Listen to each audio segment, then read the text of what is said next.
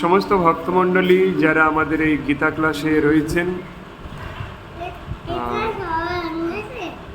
তাদেরকে অনুরোধ কন্টিনিউ আমাদের এই গীতা মাহাত্ম্য কথা আলোচনাতে অংশগ্রহণ করার জন্য। কারণ আমাদের এই জীবনে আর কিছু নেই, কারণ আমরা এই যে সংসারে রয়েছি, কারোর বা এখন মিডিল এজ, কারোর বা অল্প বয়স, কারোর মধ্য বয়স, এখন এই সংসার থেকে আমরা কিছু পাইনি। এই সংসার থেকে শুধু সবাই দুঃখ আর যন্ত্রণা ভোগ করতে থাকে। তাই আপনার জীবনের আর যতটুকু সময় আছে, এই সময়টা আপনার সংসার ত্যাগ করতে বলিনি। আপনি আপনার সংসারেই থাকুন, কিন্তু ভগবানের চরণ কমলে নিজেকে সঁপে দিন। তা নাহলে আমাদের এই যে জীবন, মৃত্যুর পরে আমরা যে আবার মানুষের শরীর প্রাপ্ত করব, এর কোনো গ্যারেন্টি শাস্ত্রে দেয়া নেই।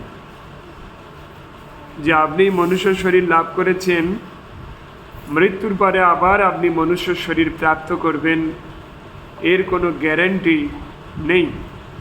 এবং আপনি আজকের বেঁচে আছেন, কাল যে বেঁচে থাকবেন, এর কোনো গ্যারেন্টি নেই। রাশিয়া ইউক্রেন যুদ্ধ হয়েছে, ওই যুদ্ধ যে আপনার ভারতে আসবে না, এর কোনো গ্যারেন্টি নেই, আসবেই। আপনি এটা মনে করবেন না যে করোনা হয়ে গিয়েছে তো আর কি, আমরা তো বেঁচে গিয়েছি, আর কোনো সমস্যা নেই। এটা আপনার সবচেয়ে বড় ভুল ধারণা।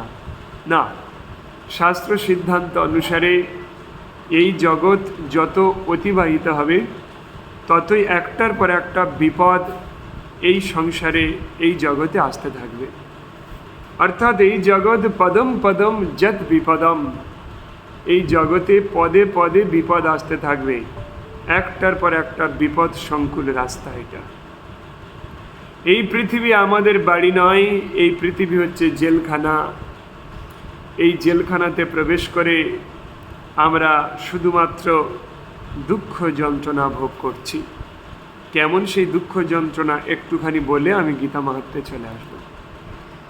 মহারাজ পুরঞ্জন, যিনি এই পৃথিবীর একছত্র সম্রাট ছিলেন, তো সেই মহারাজ পুরঞ্জনকে আক্রমণ করা হয়েছিল।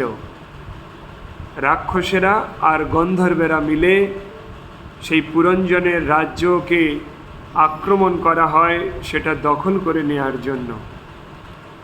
সেই পুরঞ্জনকে রাজ্যচ্যুত করার জন্য সেই রাক্ষস, যক্ষ এবং অপ্সরারা, অপ্সরা মানে হচ্ছে গন্ধর্ব লোকের সমস্ত অধিপতিরা প্ল্যান করে একটা 20 নারী সৃষ্টি করে, 20 কন্যা।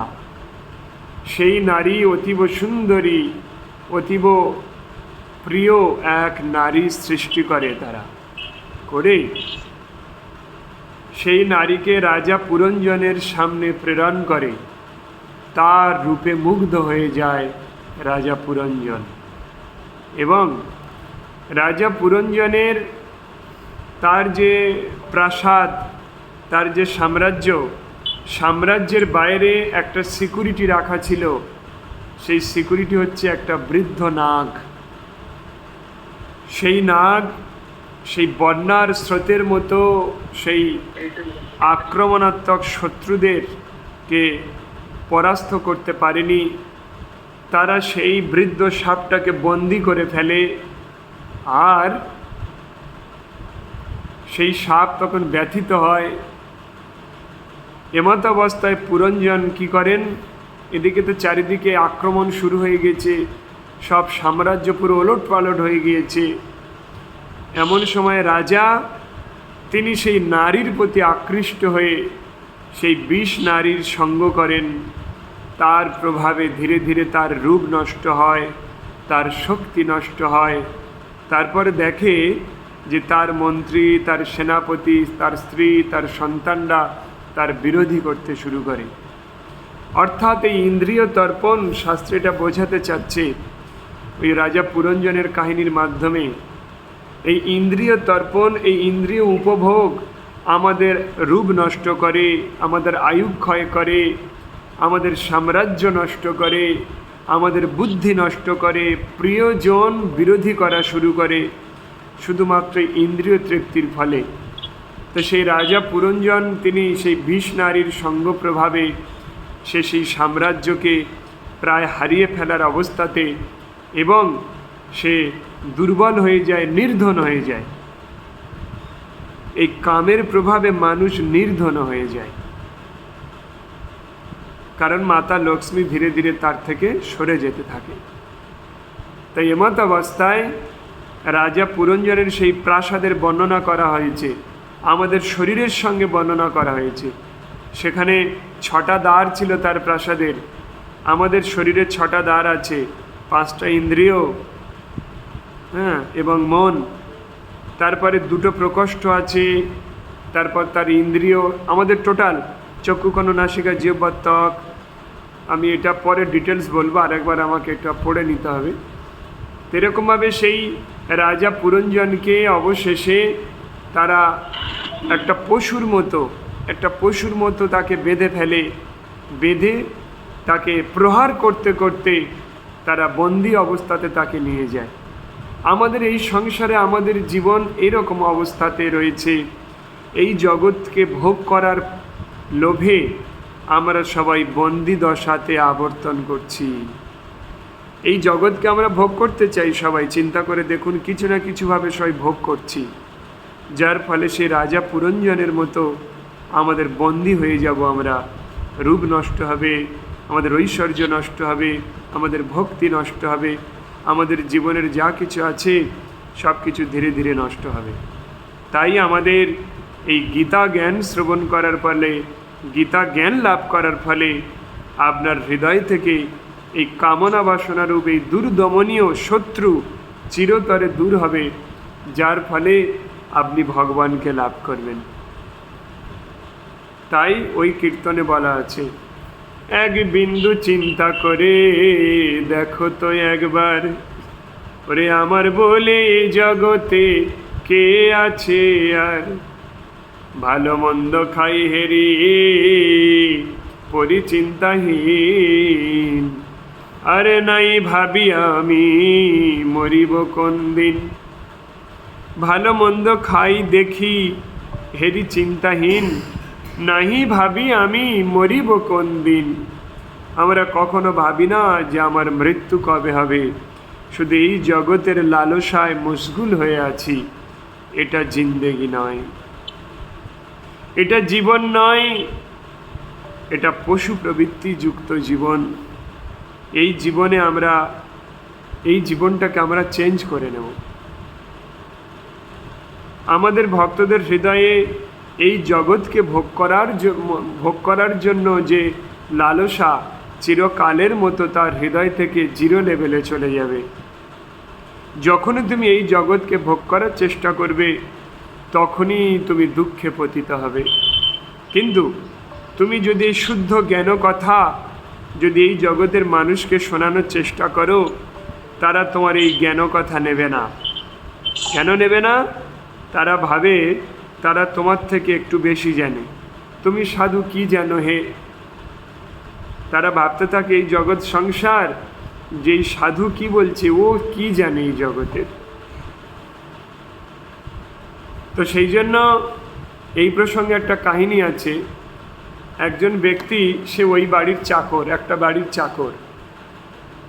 তো সে কোনোদিন কোনো কথা মানতে চায় না। আমি এই গল্পটা বলার কারণ এটা, যেন তোমাদের হৃদয়ে এরকম প্রবৃত্তি কোনোদিন না আসে, যেটা ভক্তি সিদ্ধান্ত সরস্বতী গোস্বামী, অভয়চরণ দে, শ্রী প্রভুপাদ, তার গুরুদেব, ডিস্ট্রিক্ট ম্যাজিস্ট্রেট ভক্তিবিনোদ ঠাকুরের একমাত্র পুত্র সরস্বতী গোস্বামী, যিনি 64টা গৌড়ীয় মঠের প্রতিষ্ঠাকর্তা, তার রচিত কাহিনী। এই জগতের মানুষের চরিত্রটাকে তিনি তুলে ধরে তার কিছু মরাল দিয়েছেন, যে সে যত কাজ করে সব কাজই ভুল করে, কিন্তু কেউ যদি তার সেই কাজের ভুল ধরে, ও তাকে জোর করে বলবে না আমি ঠিক করছি, তুমি ভুল করছো। ও কোনো না কোনোভাবেই প্রমাণ করবে ও ঠিক বলেছিল। তা একদিন মালিক তাকে ধরেছে, বলছে এই তুই তো এটা ভুল করলি। তখন বলছে আমি ভুল করিনি।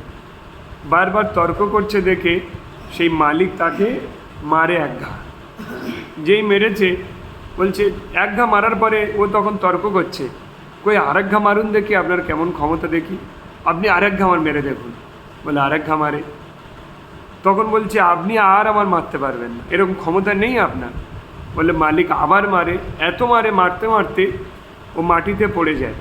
মাটিতে পড়ে যাওয়ার পরে তাও ওর সেই মনের সেই একগুঁয়েমি ছাড়ছে না।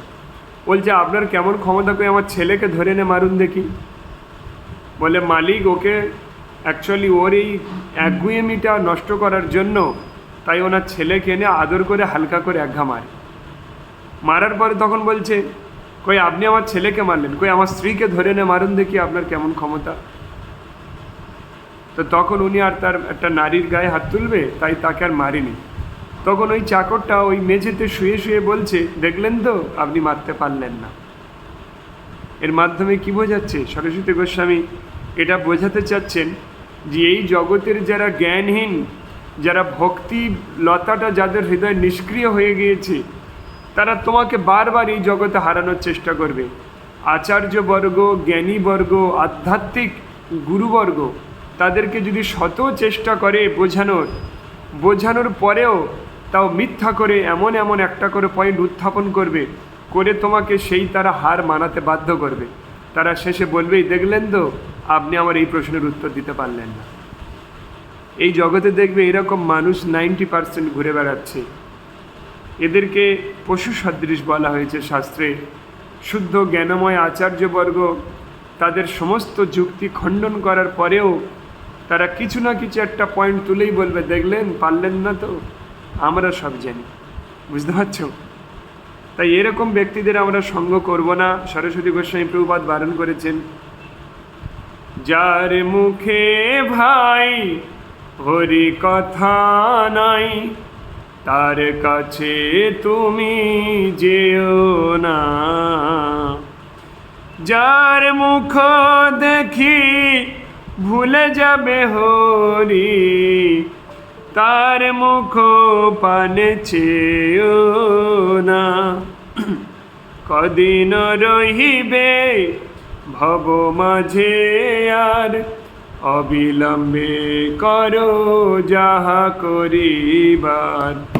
পরের কথায় কি বায়াসে যায় মিছে দাগা তুমি পেও না। যার মুখে ভাই হরি কথা নাই তার কাছে তুমি যেও না। যার মুখে ভাই হরি কথা নাই তার কাছে তুমি যেও না। যার মুখ দেখি ভুলে যাবে হরি তার মুখ পানে চেও না। এরকম কোনো পুরুষ, এরকম কোনো রূপবতী নারী, এরকম কোনো রূপবান পুরুষ যার মুখের দিকে তাকালে তোমার হৃদয় থেকে এই আধ্যাত্মিকতা নিষ্ক্রিয় হয়ে কাম প্রবৃত্তির জাগরণ করে, এরকম ব্যক্তির মুখ দর্শনও করো না। তুমি ভগবানের সেই মুখারবিন্দ দর্শন করো, তার চরণ কমল দর্শন করো, তার সেই দ্বিভুজ মুরলীধর ত্রিভঙ্গ ললিত রূপ দর্শন করো, করে তোমার এই জীবনটাকে ধন্য করে দাও। কারণ এই জন্ম এই পৃথিবীতে আর বারবার হবে না। এই জন্ম কোন কৃপায় ভগবানের ইচ্ছায় আমরা পেয়েছি, এই মনুষ্য জন্ম এই কলিযুগে। যে কলিযুগে মহাপ্রভু আছেন, সব কলিযুগে তো মহাপ্রভু থাকেন না। তাই আমরা কত সৌভাগ্যবান। এই পৃথিবী দুষ্ট মানুষে ভরা, এই পৃথিবী ধ্যান ধারণার উপযুক্ত নয়, তারপরেও এই কলিযুগে মহাপ্রভু এসেছিলেন। তাই এখানে আমরা জন্মগ্রহণ করে আমরা ধন্য হয়েছি। তাই আমরা সবাই ভগবানের কাছে প্রার্থনা করব, হে ভগবান তুমি কত দয়ালু, তুমি কত কৃপালু যে আজকের এই পৃথিবীতে আপনার কৃপাতে এই কলিযুগে জন্মগ্রহণ করতে পেরেছি। এই কলিযুগে যদি আমরা ভগবানের চরণে যদি আমরা প্রেম ভক্তি প্রদান করি, তাহলে অতি সহজেই আমরা ভগবত ধাম লাভ করব, যেটা অন্য যুগে সম্ভব ছিল না। শুধু এই কলিযুগেই সম্ভব। কি সম্ভব? যদি ন্যূনতম কেউ 16 মালা জপ করে, যদি নিরামিষ আহার করে, যদি সেটা ভগবানকে নিবেদন করে আহার করে, যদি সে একাদশী ব্রত করে, যদি তুলসীতে জল প্রদান করে, প্রাতঃকালে প্রাতঃস্নান করে, এই 4-5টা নিয়ম যদি কেউ পালন করে, শুধু এই 4-5টা, এতেই ভগবত ধাম প্রাপ্তি হবে। কিন্তু অন্য যুগে সম্ভব ছিল না। লক্ষ লক্ষ বছর ধরে কঠোর তপস্যা করে সাধনায় রত হতে হয়, তবে কিনা না খেয়ে না ঘুমিয়ে। তোমরা ধ্রুব মহারাজের কথা দেখো। ধ্রুব মহারাজ তিনি দিনে একবারকে ভগবানকে সাধনা করেছিলেন। 7 বছরের বাচ্চা আসেনি ভগবান। 3 মাস পরে তিনি শুধুমাত্র একটা করে ঘাস, শুষ্ক তৃণ খেয়ে সাধনা করেছিলেন, তাও সেই ভগবান আসেনি। 6 মাস ধরে করেছিলেন। তারপর তিনি এক পায়ে দাঁড়িয়ে দিনে একবার করে বায়ু সেবন করে ভগবানকে সাধনা করেছিলেন, আসেনি। এক পায়ে দাঁড়িয়ে দিনে একবার করে শ্বাস নিয়ে ভগবানকে পূজা সাধনা করছিলেন, তাও ভগবান আসেননি। তারপরে টোটাল শ্বাস বন্ধ করে দেন, খাওয়া দাওয়া তো বন্ধ, শ্বাসও বন্ধ করে দিয়ে এক পায়ে দাঁড়িয়ে তিনি ভগবানকে পূজা করেছিলেন, তবে ভগবান এসেছিলেন। ওম নমঃ ভগবতে বাসুদেবায়। কিন্তু এই কলিযুগের জন্য আমাদের এইসব নিয়ম না পালন করলেও ভগবান আমাদেরকে দেখা দেবেন, কারণ এই মহাপ্রভুর কৃপাধন্য এই যুগ। নমঃ মহাবদন্নায় কৃষ্ণ প্রেম প্রদায়তে কৃষ্ণায় কৃষ্ণ চৈতন্য নামিনে গৌরতিষ্যে নমো নমঃ। মহাবদান্য, তিনি মহাদান করছেন, মহাবদান্য অবতার। এই কলিযুগের জন্য দুঃখী, দারিদ্র ক্লিষ্ট আমাদের মতো এই জীবের জন্য তিনি মহাদান এনেছেন। কি সেই মহাদান? গোলকের প্রেম ধন হরি নাম সংকীর্তন রতি না জন্মিল কেনে তাই। গোলকের প্রেমধন এই হরে কৃষ্ণ মহামন্ত্র। তাই ইস্কন কি বলে? Chant Hare Krishna and be happy. তুমি হরে কৃষ্ণ মহামন্ত্র কীর্তন করো আর সুখী হও, তোমার বাড়ি ভগবত ধামে ফিরে যাও। তাই সেই মহাপ্রভুর কৃপা লাভ করানোর জন্য আমাদের ভক্তদের আগামী শনি রবিবার ছুটির দিন দেখে আমরা মায়াপুর আসছি, অনেক ভক্তরা আসছে। সেই মহাপ্রভুর চরণ দর্শন করা আর সেই পতিত পাবনী, পতিত দেবী সুরেশ্বরী ভগবতী গঙ্গে ত্রিভুবন তারিণী তরল তরঙ্গে শঙ্কর মৌলি নিবাসিনী বিমলে মতি মম মতিরাস্তাং তব পদ কমলে ভাগীরথী সুখদায়িনী মাত স্তব জল মহিমা নিগমে খ্যাত নহং জনে তব মহিমানং ত্রহি কৃপাময়ী মম জ্ঞানম হরিপাদ বিহরণী মাতর গঙ্গে বিবিধ বুধকৃত তরলা পাঙ্গে। সেই কৃপাময়ী স্নিগ্ধ সেই পাপ ক্ষয়কারিণী তার সেই পুণ্য সলিলে অবগাহন করে তার চরণ কমল বন্দনা করে আমরা পবিত্র হয়ে ভগবানের চরণের আশ্রয় লাভের উপযুক্ত হওয়া খুবই জরুরি। জন্ম জন্মান্তরের পাপ, জন্ম জন্মান্তরের অপরাধ, জন্ম জন্মান্তরের ক্লেদপূর্ণ অবস্থা আমাদের হৃদয়ে রয়েছে। সেই জায়গা থেকে আমাদের পরিত্রাণ করতে পারে এই দুটো ব্যক্তি। কে? গঙ্গা মাতার পুণ্য সলিল আর গীতার পুণ্য সলিল, মানে জল। তাই আমাদের প্রত্যেকটা ভক্ত যারা আছে তাদের জন্ম জন্মান্তরের তাদের সেই অপরাধ ক্ষয় করানোর জন্য, সেখান থেকে সম্পূর্ণ সেই কলুষ মুক্ত হওয়ার জন্য, সেই কলুষ আজও সবার কাছে আমাদের হৃদয়ে আছে, আমারও আছে। সেই কলুষ থাকার জন্য আজ এই মিথ্যা সংসারের প্রতি এরকম ভয়ঙ্কর আকর্ষণ আমাদের। এই মিথ্যা সংসারকে ছেড়ে আজও আমরা একটা পা ফেলতে পারি না। কেন? আমাদের জন্ম জন্মান্তরের সেই কলুষে আমরা আজও কলুষিত হয়ে আছি। তাই ব্রহ্মাজি ব্রহ্ম সংহিতায় লিখছেন কি, চেত দর্পণম মার্জনম ভব মহদবাগ্নি নির্বাপনম শ্রেয়কৈরব চন্দ্রিকা বিতরণম বিদ্যাবধু জীবনম আনন্দম বুদ্ধিবর্ধনম প্রতিপাদনম পূর্ণমৃত সাধনম কৃষ্ণ সর্বস্নপনম বরম বিজয়তে শ্রীকৃষ্ণ সংকীর্তনম। সরি, শিক্ষাষ্টকম, এটা মহাপ্রভু রচিত। চেত দর্পণমার্জনম ভব মহদাবাগ্নি নির্বাপনম। চেত দর্পণমার্জনম মানে কি, আমাদের চিত্তরূপ দর্পণকে মার্জন করতে হবে। চিত্ত মতলব আমাদের হৃদয়, সেই চিত্তরূপ হৃদয়। চেত দর্পণমার্জনম, সেটা একটা আয়নার মতো, দর্পণের মতো। মার্জনম, সেটা পরিচ্ছন্ন করতে হয়। চেত দর্পণমার্জনম ভব মহাদাবাগ্নি নির্বাপনম। এই সংসারের যে ভয়ঙ্কর দাবানল, দাবানল কাকে বলে? বনের আগুনকে দাবানল বলে। আমার এই সংসার হচ্ছে একটা দাবানলের মতো। ওরে সংসার বিষানলে দিবানিশি হিয়া জলে জুড়াইতে না কইনু পায়। এই সংসার রূপ বিষ, সংসার বিষের দাবানলে দিবানিশি হিয়া জলে, আমাদের হৃদয় জ্বলে পুড়ে ছাই হয়ে যায় এই সংসার রূপ আগুনে। আর সেই আগুন জ্বলতে জ্বলতে, সেই আগুনের ছাই লেগে লেগে আমাদের হৃদয়ের যে দর্পণ আছে, আয়না আছে, ওই সংসাররূপ আগুনের ধোঁয়া, এই সংসাররূপ আগুনের ছাই, সেগুলো আমাদের হৃদয়ের রূপ আয়নাতে পড়ে বন্ধ হয়ে গিয়েছে, যার ফলে ভগবানকে আর এই হৃদয়ে দেখা যায় না। ভব মহদাবাগ্নি নির্বাপনম।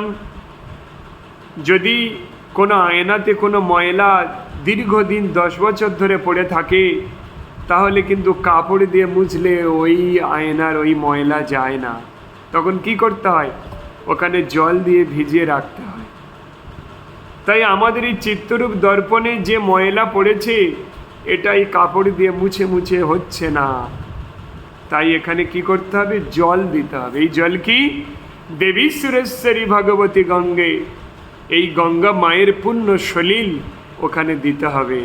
সেখানে অবগাহন করতে হবে, গঙ্গা মাতাকে পূজা করতে হবে, যার ফলে ওই পুণ্য সলিলের প্রবাহে ওই ময়লাগুলো নরম হয়ে যাবে। তখন কি করব? হরে কৃষ্ণ কৃষ্ণ কৃষ্ণ হরে হরে, হরে রাম রাম রাম হরে হরে। তখন এই পবিত্র কৃষ্ণ নামের প্রবাহে, মানে এই সুন্দর একটা কাপড় দিয়ে এবারে মুছলে মুছে যাবে। বুঝতে পারছ? তাই আমরা প্রত্যেকে অফলাইন বা অনলাইনে সবাই যেন এই গঙ্গা মায়ের পূজাতে অংশগ্রহণ করি, এটা প্রার্থনা। এটা আমার ভক্তদের জন্ম জন্মান্তরের সমস্ত কলুষ মুক্ত করার পন্থা, যাতে তার হৃদয়ে সেই জন্ম জন্মান্তরের সেই কলুষে কলুষিত হয়ে যেন এই কৃষ্ণ প্রেমে যেন সে অনধিকার হয়ে যায়, যেন না হয়। আমরা একটা গল্প পড়েছিলাম, স্টোরি মাধ্যমিকে, selfish giant. Trespassers will be prosecuted, trespassers will be prosecuted. সেই স্বার্থপর জায়েন্ট মানে দৈত্য, সে তার একটা সুন্দর বাগান ছিল, সেই বাগানে সে বসন্ত ঋতুকে আটকে রেখেছিল। রেখে সেই বাগানের যে বেড়া দেয়া আছে, ব্যারিকেড দেয়া আছে, ব্যারিকেডে লিখে রেখেছিল, ট্রেসপাসার্স উইল বি প্রসিকিউটেড। অনধিকারী প্রবেশকারীদের জন্য আইনানুগ ব্যবস্থা লওয়া হইবে। এখানে ঠিক এমনই হয়। এটা সেলফিশ জায়েন্ট নয়, এটা হচ্ছে যে ব্যক্তিদের অধিকার নেই কৃষ্ণ প্রেমের, তাদেরকে ওই বাইরে এটাই লেখা থাকবে, ট্রেসপাসার্স উইল বি প্রসিকিউটেড। তোমরা অনধিকারে এখানে প্রবেশ করতে পারবে না। কেন? এখানে অধিকার লাভ করার জন্য, এই কৃষ্ণ প্রেমের লাভ করার জন্য অধিকার লাভ করতে হয়। সেই অধিকার আমাদের নেই। সেই অধিকার দিতে পারে কে? গীতার পুণ্য সলিল আর গঙ্গা মায়ের পুণ্য সলিল, তাই ভগীরথজি তার সেই বংশকে উদ্ধার করার জন্য, উদ্ধার পাওয়ার অধিকার লাভ করানোর জন্য মাতা গঙ্গাকে এনেছিলেন। তাই যেখানে আমি যজ্ঞ করি, যেখানে আমি পূজা অর্চনা করি, আগে মাতা গঙ্গার পূজা করে নিই আমি। কেন? আরে মাতা গঙ্গাকে যদি ওখানে আহ্বান করা না হয়, যার উদ্দেশ্যে আমি এই যজ্ঞ করছি ওর অধিকার নেই। এই বৈষ্ণবীয় যজ্ঞে অধিকার লাভ করতে হবে, এইখানে সবার অধিকার নেই। তাই আগে আমি গঙ্গা মায়ের পূজা করি। আমি একদিন সাক্ষাৎকারে যে আমরা এই যে গোকুলনগর গ্রামে এই যে অক্ষয় তৃতীয়ার যজ্ঞ করলাম, এই অক্ষয় তৃতীয়ার যজ্ঞের অলৌকিক কাহিনী শুনলে অবাক হয়ে যাবে। একটা অক্ষয় তৃতীয়াতে আমি মতলব আমাদের সমস্ত ভক্তদেরকে বোঝাই। আমি নিজেকে বুঝাই না।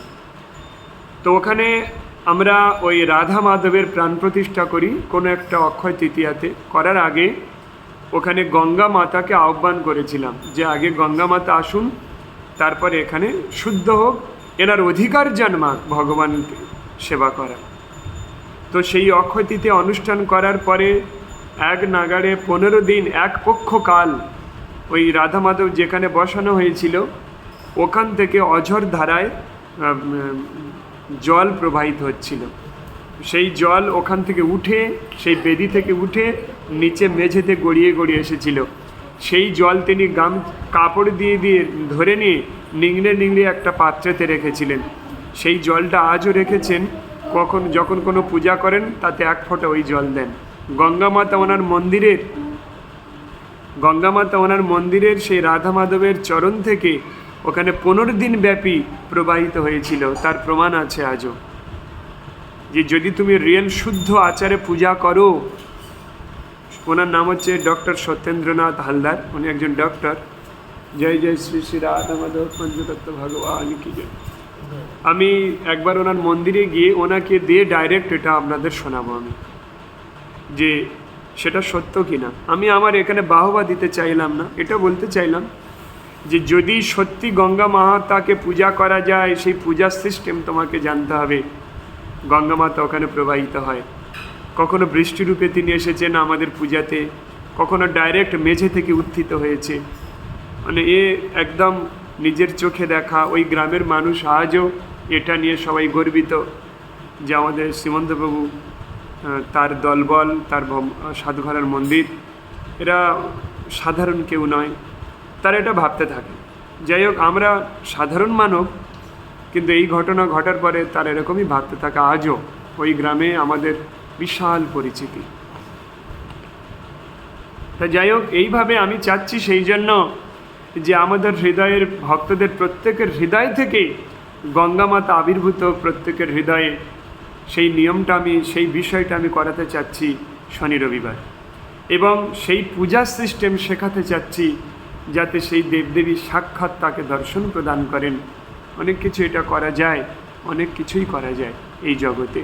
এই কলিযুগেই সেই প্রাচীন মুনি ঋষিদের সমস্ত ক্রিয়াকলাপ এই কলিযুগেই ঘটিয়ে দেয়া যায়, শুধুমাত্র নিজের শুদ্ধতার উপর নির্ভর করে। তুমি যে মন্ত্র বলছো, তোমার শুদ্ধতা আছে কি? তোমার শুদ্ধতা লাভের জন্য 2 ব্যক্তিরই প্রয়োজন, 3টে ব্যক্তিরই প্রয়োজন। প্রথম হচ্ছে ব্যক্তি ভাগবত। প্রথম প্রয়োজন ব্যক্তি ভাগবত, মানে যে ভাগবত কথা বলে। প্রথম কিন্তু গ্রন্থ ভাগবতের দরকার নেই, তার কারণ তুমি গ্রন্থ ভাগবতকে অ্যানালিসিস করতে পারবে না। তোমার জীবনের প্রথম দরকার ব্যক্তি ভাগবত, যে তোমাকে হরিকথা শুনিয়ে তোমার জীবনটাকে ধন্য করবে। দ্বিতীয় প্রয়োজন হচ্ছে গ্রন্থ ভাগবত, যার দ্বারা তুমি এটার হৃদয়ঙ্গম করতে পারবে।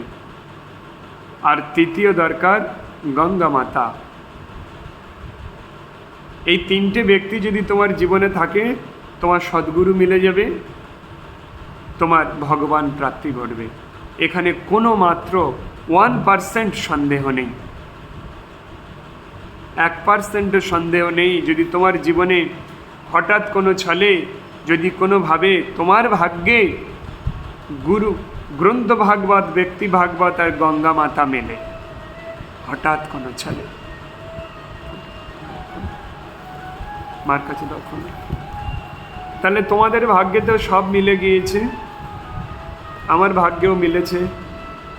তাহলে তাই আমি বলবো সবাইকে মায়াপুরে আসতে, যারা আসতে পারছে না তারা অন্ততপক্ষে অনলাইনে থাক। তো সবাইকে তাই প্রণাম জানাই। সবাই মিলে আমাদের এখন আজকের 71 জন ক্লাসে আছেন, 80 জন থাকে মাঝে মাঝে। এই 71 জনই কেউ হয়তো মনে মনে চিন্তা করছে আমি তো কি পূজা করি বাড়ি, আমার তো পূজা করার সময় নেই। কেউ মনে করছে আমার স্ত্রী তো করে, কেউ মনে করছে আমাদের এসব করার সময় আছে নাকি। যদি তোমার জীবনে এগুলো করার সময় না থাকে তাহলে তোমার এই জীবন বৃথা।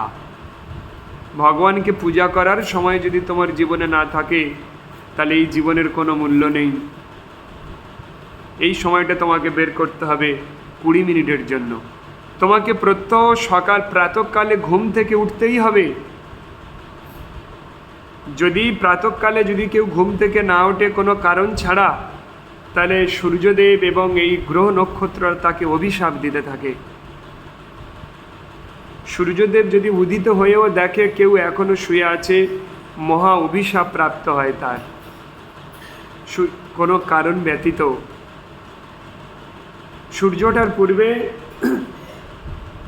সূর্যটার পূর্বে তোমাকে ঘুম থেকে উঠতেই হবে, অন্তত আধ ঘন্টা আগে হলেও। সূর্য তো 6টায় ওঠে, তুমি 5টায় কি উঠতে পারবে না? তাতেও যথেষ্ট। তুমি উঠে স্নান করো, স্নান না করলে অন্তত পরিচ্ছন্ন হও, কিন্তু এই গরমকাল থেকে স্নান করাটা অভ্যেস করা উচিত। তুমি স্নান করো, স্নান করে তুমি প্রত্যহ আমি যে পদ্ধতি দিচ্ছি সেই পদ্ধতির 20 মিনিট অন্তত তুমি পূজা করো ভগবানকে। সবাইকে অনুরোধ করছি, বিশ্বাস করো আমি এমন জায়গায় নিয়ে যেতে চাচ্ছি আমার ভক্তদেরকে, এরা যেন কোনো দিক থেকে কেউ বলতে না পারে যে এটা জানে না। ভগবান অন্তত যেন একটা আমার ভক্তদেরকে বিশেষ কৃপা প্রদান করেন যে এ সব কিছু প্রাপ্ত করেছে। 16 কলা বিদ্যা, 64 কলা বিদ্যা আছে। সেই 64 কলার বিদ্যার মধ্যে ভগবান 64 কলা বিদ্যাতে পারদর্শী ছিলেন। তুমি যেন ম্যাজিকটাও একটা বিদ্যা। আমি ম্যাজিকও জানি, প্রয়োজনে আমি ম্যাজিকের কিছু ভিডিও আপলোড করব। অ্যাকচুয়ালি আমি এটা নিজেকে বাহবা দেওয়ার চেষ্টা করছি না, আমি এটা চেষ্টা করছি যে এই জগতে কত কিছু জানা সম্ভব একটা মানুষের। তোমরা অন্তত পূজারিটা শেখো, পূজারি। হ্যাঁ আমি তো ওই যে 3টে দড়ি যেটা নিয়ে আসো তো, ওই সব সমান হয়ে যাবে। 3টে দড়ি সব ছোট বড় থাকবে, সব সমান হয়ে যাবে। খাটের ভিতরে আছে,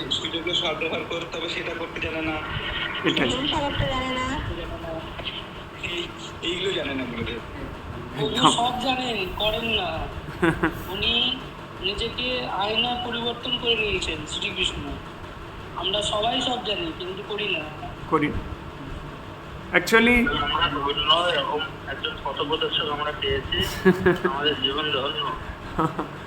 এরকম নয়, আমিও খুব ধন্য, আনন্দিত যে এরকম ব্যক্তিদেরকে আমি পেয়েছি যারা নির্বিকারে আমার আজ্ঞা পালন করতে থাকে। এই সংসারে বলাটা কঠিন কাজ নয়, এই সংসারে শোনা আর আজ্ঞা পালন করা খুব কঠিন কাজ। আমি এতে খুব আনন্দিত যে আমার ভক্তরা কিভাবে আমার প্রত্যেকটা আজ্ঞা অবলীলাক্রমে পালন করতে থাকে। এর থেকে বড় আর কি থাকতে পারে এই জীবনে। অনেক যারা দূরে দূরে থাকে তারাও অনলাইনে কিভাবে অংশগ্রহণ করতে থাকে।